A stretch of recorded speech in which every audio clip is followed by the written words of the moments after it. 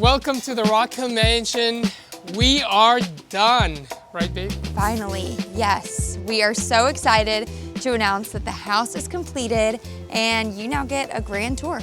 We've started the house the same week she was born, so it's been 15 months of hard work, labor, delays, chaos. Blood, sweat, and tears. That's right, but here we are, so let's show you guys in the inside. So when you walk into the house, you walk into the grand foyer, you've got the double living room on the left, and then you have the dining room and the kitchen on your right. Johnny, do you want to talk about kind of the first thing that we did here? Yeah, the main structural change with the house, we've had a couple of them, but one of the main ones is right here. It has sunk so much over the years. So we had to open this wall to, and we had to add a support beam right here. And then we decided, you know what, we don't want to close it because originally this was closed.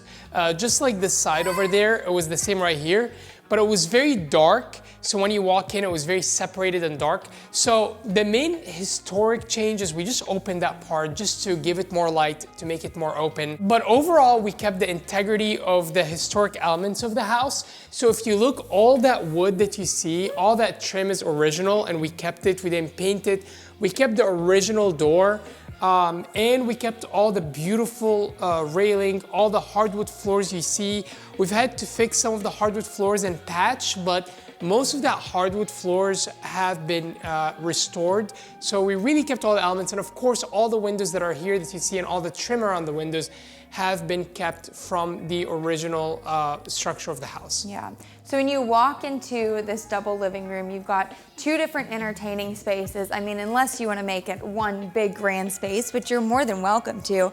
Right now we have it set up two different individual spaces for entertaining, and really this is one of the rooms that people want to step in this house and see, because right across from here you have a view of Nelson Atkins. I mean, that is the best part of this house. That is the beautiful Museum of Kansas City. It's our favorite spot in the whole entire city, and yeah, it definitely makes this house extremely unique. You've got an entertaining space over here, entertaining over here. You've got 3 grand bookshelves that are all original. We just added a little bit of our touch from doing the arches so that it would actually match the kitchen that you'll see in a minute. And then double fireplaces, which that is 2 of 6, correct? Correct, and we have another fireplace in the dining room where we're gonna go, and all 3 fireplaces are now ventless gas, so they are functional again, which we're really excited to be able to offer that because that's one of the elements in the house that are very popular, the chimneys. Again, all the wood that you see here has been restored to its original. And when you come in here, this room right here was just a big open space. There was no kitchen here. It was actually one giant dining space because historically the kitchen wasn't a part of an entertaining space. And now in today's world, we love entertaining in the kitchen. So it was very important that we included a grand kitchen in here for the sake of whoever's gonna come in here, buy the space, make it their own, and obviously want to entertain. And Nelson Rockhill, the founder of the museum and the builder of this house, he built it so that it can be a guest house for people coming to Kansas City and visiting. At some point, it was actually known to be the honeymoon cottage. That was the title for it. And because of that, there was no kitchen because they would just have butler coming from his original house, which is the end of where the museum was, and they would come and serve food here. But obviously, modern time, we need a kitchen here. At some point, somewhere in the 70s, maybe 80s, they added a kitchen in a little small extension out there that was super tiny, was completely covered in mold. So we cleaned it out, we completely removed everything, and we turned it into the pantry because it was tiny. And now we have a big pantry instead. And then we installed all these cabinets and finished this beautiful kitchen with a wet bar. Abby did an incredible job with the design. Okay, so like we said, this is a grand kitchen. This island is ginormous. We have a wet bar in here. We have such a long wall of cabinetry and drawers. And you gave me a hard time at first whenever we walked in this space, and I was like, I want the kitchen to end there. I want the island to be this big. I want there to be the range all the way in the back. And you were like, no, I don't think that's gonna work. But I had a vision, and Pinterest definitely comes in handy. There were other people that had this vision too, and I could confirm it. And it's nice to see all of that come together. And genuinely, you can fit a lot of people in here. So that is true. I wanted the island to be half the size. I just couldn't envision an island this big, but we went with it and it was great. So the island, we've been getting tons of compliments on the island. We love how big the stove is over there, and all the tile work, all the lighting. We really brought modern time, day-to-day lifestyle with the historical feel and look, from tile to fixtures to finishes. Next we'll go into what we have made the breakfast room, but anyone can make an office or whatever you really please. It's connected right here in the kitchen. It's dark and moody, and we actually have really tried to include historical paint colors in this house to really keep that original purpose. So this is just your dark, moody room that you can have your cup of coffee in the morning. And this is what's originally here. You can put your fine china in here or whatever extra storage that you need. Yeah, we loved it so much. We're definitely keeping it. Any wood we really try to keep. And then right here is what used to be the kitchen, which is incredible how tiny it was. And now it is the pantry. The pantry. Really love the tile choice we've put here. It just really elevated the space. Then you walk down this way and you have your half bath that your guests can use that are downstairs. And then you also have the mud room here. So you can come in from this way. Right outside here, you have the garage over there. So if you want to come in, bring your groceries in here. Again, your mud room, you have your kitchen right here, your pantry. It's just all very accessible and convenient. All right, so Lainey is leading the way up the grand staircase to the second floor. Let's go. All right, change our mind. All right, so when you come to the second floor, the first thing you notice is the wide staircase with the beautiful railing, and we just love the elements that just makes this place feels grand just coming upstairs. Once you come to the second floor, you will notice these large murals on both sides of the hallway. Originally, there was a really big mural that was wrapped around the whole hallway, and we tried to restore it, but unfortunately it had so much damage because of aging, cracking, foundational issues. So what we did is we created this mural that looks similar to what it used to be, and we put it on both sides of the hallway to bring that charm back again and be able to just bring that original look that the house used to have. Originally there was no lighting here, which made this space dark, so Abby chose this light. It has, again, some traditional historic elements to it, and it just made the place feel so much more grand and open because, like I said, there was no light, so it was pretty dark coming upstairs.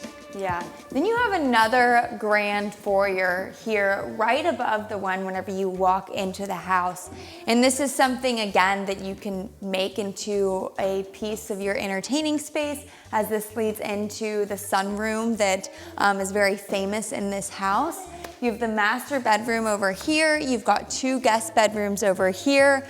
Lots of more fireplaces. We've got the laundry room down there, but let's check out the master.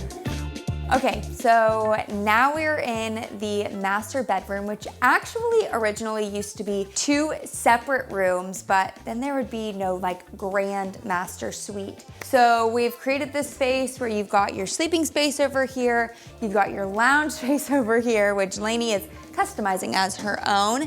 You can see into the sunroom that brings even more natural light in. You walk through here, you've got one closet, two closets for each partner.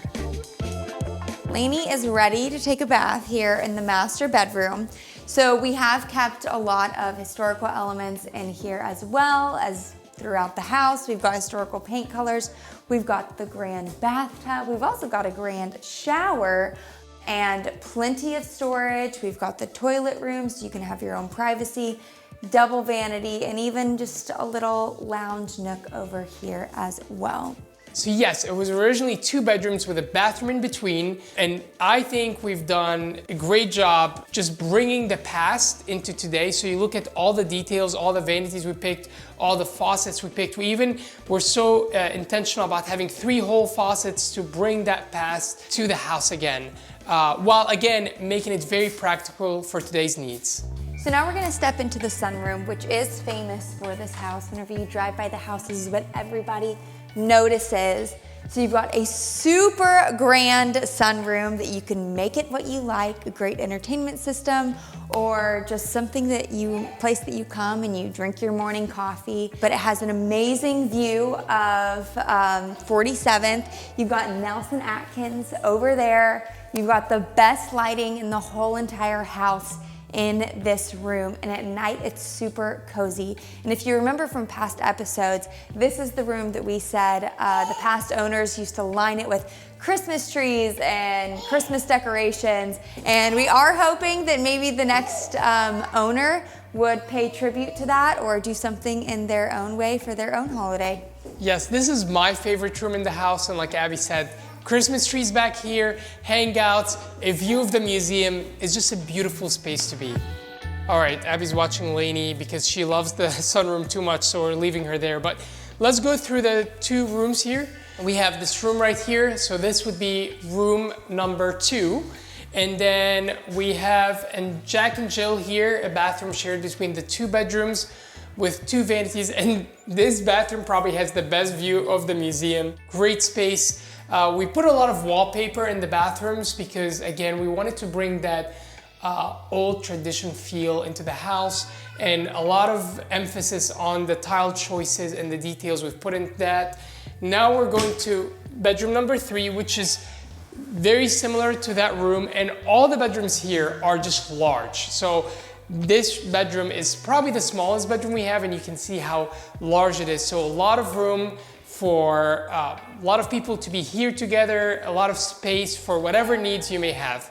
And now we're gonna go to the 3rd floor. Are you guys ready? Yeah, Lainey, come on. All right, and before we go up to the 3rd floor, we'll take a little sneak peek into the laundry room, which is designed to have lots of space for you to do all of your folding, laundry, and whatever else that you need. As a woman who does a lot of laundry, you need a whole room for it. And we put coarse countertops on everything, including the laundry room, because we just didn't want to just go cheap on anything. We went all the way, so. All right, we're officially going to the 3rd floor. Ready, Lainey? 3rd floor? Come on! Yep, she wants to go to the laundry room. She likes it. Okay, so now we are headed up to the 3rd floor, which was originally what would have been called the servants' quarter. It was originally the servant quarters. It was just a lot of small rooms back to back without any space. It was dark. It was the ceiling was low, so we raised the ceiling in multiple places, and we actually created this loft area that did not exist. It was another room, and we opened it into a loft area with a little wet bar. We put a Moody wet bar here. As I said, we raised the ceiling so you have more breathing room. It feels more open. And one thing I love about the 3rd floor is we have another master suite here with its own bathroom. So you have 2 grand bedrooms with private bathrooms, one on the 2nd floor and one on the 3rd floor. We also have an office room that we kind of skipped over. Right whenever you walk up the stairs, you have a little office nook or a kid's room, whatever you would want to make it. Yeah, but with lots of great lighting. Okay, so we'll take a step inside the 3rd floor master bedroom, which is quite grand. This room actually used to have like a big bathtub in the middle of it, a clawfoot tub. Didn't make any sense in here, so we did have to take it out. But you have a master bathroom in here and a lot of little secret areas. You could put some desks, window seats, whatever you would like. You could have this as a bunk room. You don't even need it as a master bedroom. In the 2nd master bathroom, we added a jacuzzi tub, so it's a spa tub. So that way, whether it's a guest coming or whether someone is living here, they can just have just a better experience, a higher experience just staying here. But this, you also have the view of Nelson Atkins. And this might be the best view in the whole entire house because you got a little bit of height here. You have double closets. All right, and so now we're stepping into the 6th and final bedroom, which also has beautiful lighting in here, great place to put more little window nooks and a closet. So we have this guest bathroom up here. which is great for the entertaining space here as well and for this bedroom here. But then we have Lainey's favorite little room, which might be pretty anticlimactic for anyone else, but it is Lainey's size. And it's this cute little play nook with its own little window. Yeah, see, this is where I put all my toys and my games. And I can turn my own light on and off. Doot, doot, doot, doot. Doot, doot, doot, doot. Before we leave, I'm gonna show you real quick the exterior. So you have this large front yard. It was historically known to have a lot of rose vines creeping all over the iron fence. And now that we replaced the iron fence with a new one, we're hoping that the next owner will be able to bring those beautiful rose vines again. And some of them actually come during the spring, and it's beautiful here during the spring. And then we put a new gate, and we just love the space right here because when you walk by, you can also have access just a few steps away. You just cross the street and the museum lawn is all yours. A lot of parking space right here so you can fit multiple cars. You also have a garage with double car space. You have a little space in the backyard that you can just make it private, beautiful, put a fountain, put seating, and just make it a little quiet haven in the back.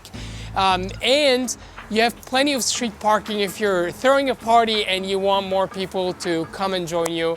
Thank you for touring the house with us. It's been a lot of work and it's been a labor of love. It is almost 7,000 square feet, 6 bedrooms, 4 full bathrooms, 2 master suites, and a half bathroom. And 6 fireplaces. And 6 fireplaces. It makes it a perfect home for entertainment. It makes it a perfect home if you love the history of Kansas City and if you love being in a central location. Thank you guys for doing the tour. Keeping the integrity of the house, we kept all the, oopsie, this can be a little blooper in there.